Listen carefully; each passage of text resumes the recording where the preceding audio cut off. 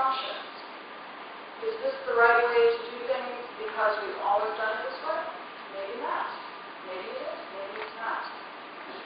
Want to develop scientific curiosity? What are you interested in? Reading even a few scientific papers can get you really excited about a particular area, and it can help stimulate questions on your part. So if there's one thing that you learn in your postgraduate training, it should be how to ask questions. Okay? To recognize that you have both the right and the ability to ask them. Because questions are what stimulate research. All right, so a good research question. Not all research questions turn into PhD projects. Not all ideas are ever explored in the research laboratory, but some are. A good research question has a strong reason for pursuing it. Okay? There's some reason it should be done. If you're working in the area of materials science, maybe the world really needs some new materials to improve electromagnets, for example. There are always things that need to be improved in our world, and a good question will lead to something, or be one part that leads to that. It will fill a gap in existing knowledge. It will be relevant, meaning that it has some meaning to people in today's age. And hopefully it can lead to a hypothesis that can be tested, because that will help us to organize our research studies. So these are all components of our background information. Having a good research question that has good rationale to do it, especially, for example, if you're going to write a grant, for example. You have to convince the grant agency that this is an important area, an important question that needs to be studied, and they should give you some money to do it. All right, let's look at some examples of research questions and the underlying rationale and background for them. Here's a question related to the paper from environmental pollution that I showed you earlier. We could ask, does desert dust contribute to the black cloud of air pollution in autumn in Alexandria? I don't know anything about this research area, but I thought it sounded like an interesting question. Okay? So, is this an important and relevant question? Well, by reading the literature, we find, or maybe we know just from breathing the air, that air pollution has serious public health impact. And identifying the components of the aerosol is important, so that we know where the air pollution is coming from, and therefore how to diminish it. We also know from reading that pollution has largely been attributed to the burning of agricultural biomass. Some new modeling systems forecast through their modeling that there should be some Sahara dust, but no one has really looked at this in regards to the pollution that occurs in the fall in Alexandria. So, we have an important reason for evaluating this question because of the importance of air pollution. And we have some reason to believe that this desert dust could be a factor in the pollution, but nobody has measured it before. So by answering this research question, you're going to address an important problem, and you're going to fill a gap in the existing knowledge. Here's our research question. Now let's try to think of this and see if it gives us a hypothesis. A hypothesis is a little bit different than a question, because a hypothesis asks us to guess or postulate what we think is happening. And not all research is hypothesis-driven, but it's useful to understand how to write a hypothesis and how to test a hypothesis in order to guide your research. So here's a question, the same one we've been answering about desert dust. Now let's look at what this could be phrased as for a hypothesis. A hypothesis is a statement, not a question. It has a verb. In this case, is our verb for this. So now instead of asking the question, we're saying desert dust mixed with other aerosols is a major contributor to the black cloud air pollution in autumn in Alexandria. hypothesis that says, this is what I think is happening. And you can see that it's a little bit more forward-thinking. And by turning your question into a hypothesis, you're helping yourself think of the plan that you need to follow in order to test this hypothesis. If we want to start a study and we're asking this question, does desert dust contribute? All right, so how do I find that out? All right, I have to think about that for a while. But if I'm saying, I think it's a major contributor mixed with other aerosols, now I've got some ideas about how I can test that. I'm going to measure dust and other aerosols. I'm going to find out what the proportion of them is to see which the major contributors are. And I'm going to measure it in autumn and Alexandria. So a hypothesis helps drive forward your research in a way that a research question alone doesn't always do. Right, let's look at one other example about trace metals in fish. And these are from studies that have been published. What are trace metal levels in commercially valuable fish along the coastal regions of Egypt? All right, sounds like a good question. Is there a reason why we should do this? Is it important? Are we going to contribute to existing knowledge? Well, existing knowledge says that the accumulation of trace metals is a good indicator of pollution in aquatic systems. All right.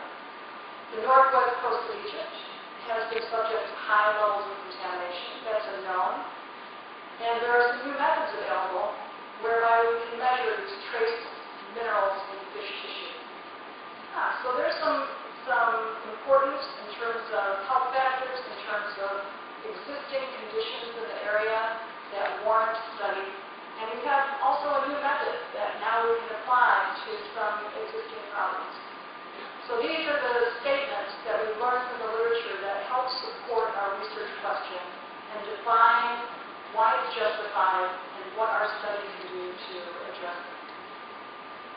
So here's our question again, and let's rephrase it as a hypothesis. We're asking, what are the trace metal levels? All right, I guess we could measure them. Let's rephrase it.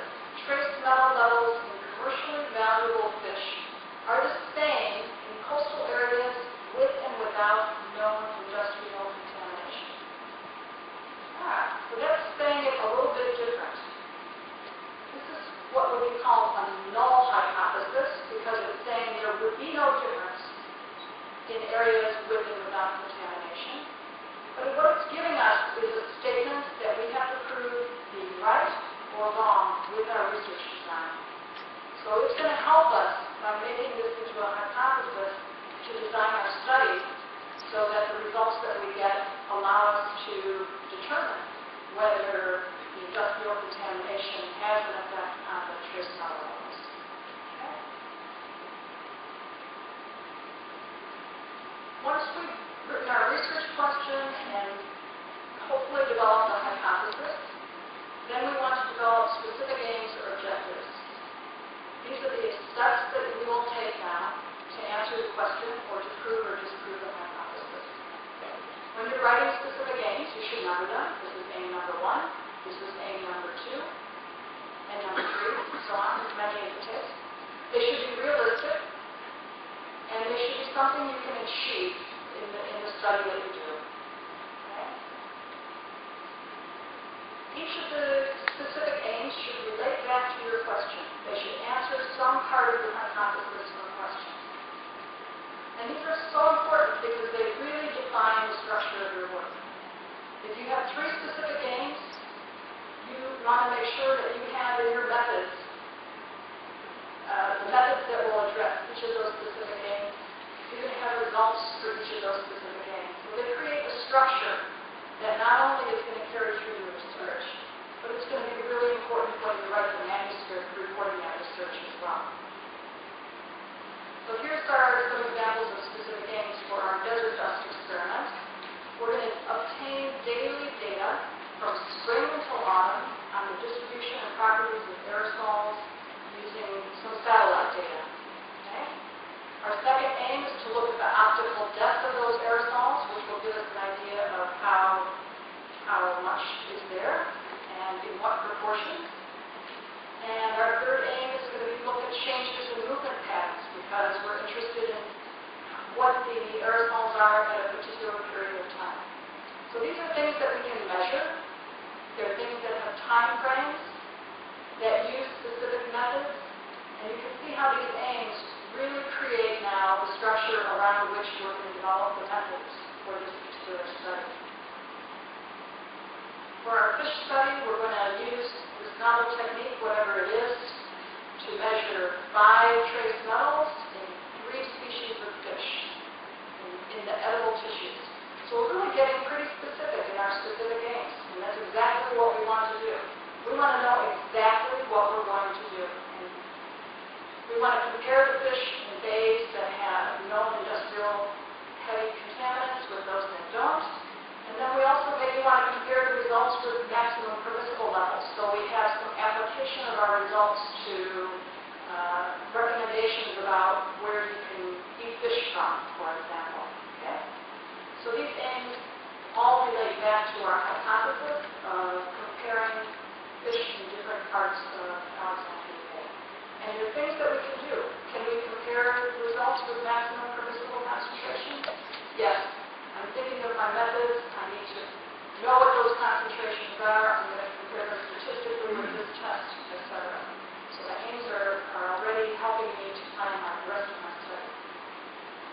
All right, now we've created our research question. We've got our rationale for it. We've created a hypothesis and specific aims. Now we have to plan our study and methods that we're going to use.